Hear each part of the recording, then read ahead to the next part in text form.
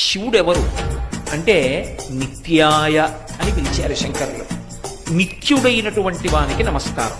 నిత్యుడైన వాడు అంటే అనిత్యుడు కానివాడు. కాల సంబంధం ఉంటే నిత్యం అంటారు. శరీరములు ఉంటాయి లోకంలో, అనేక శరీరాలు.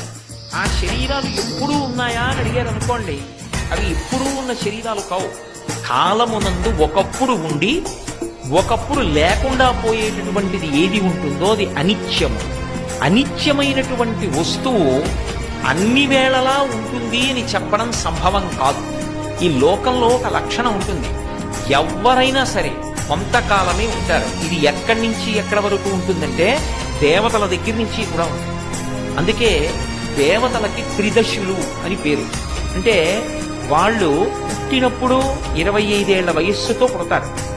వాళ్ళు ఉన్నంతకాలం 25 ఏళ్ల వయస్సుతోటే ఉంటారు. వాళ్ళ శరీరం పడిపోయినప్పుడు 25 ఏళ్ల వయస్సు ఉండగానే పడిపోతారు. బ్రహ్మగారు ఆయనకు ఓ కాలమానం ఉంటుంది. ఆయన మనకందరికీ కూడా ఓ సంవత్సరం అయితే ఆయనకి ఏదో కొద్ది కాలం ఉంటుంది. అటువంటి బ్రహ్మగారు కూడా కాలమునందు శరీరాన్ని విడిచిపెట్టేస్తారు. విడిచిపెట్టేస్తే బ్రహ్మస్థానంలోకి కొత్త బ్రహ్మ వస్తారు. స్వామి హనుమ ఇప్పుడు కలియుగంలో గంధమాదన పర్వతం మీద ఉంటారు.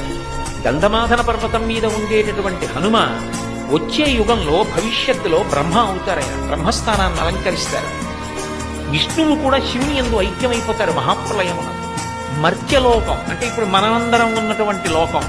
ఈ లోకంలో ఎవడైనా పుట్టాడు అంటే ఉన్నాడు అంటే వాడు వెళ్ళిపోవడం తథ్యం, వాడు ఉండడం. ఇక వెలుగి ఇవ్వగలిగినటువంటి సూర్యచంద్రులు కూడా ఆగిపోతారు. ఈ కటిక చీకటి కావల ఒక్కడే వెలుగుతూ ఉంటాడు. ఆ వెలుగుతూ ఉండిపోయే తత్వానికి పరమశివుడని పేరు.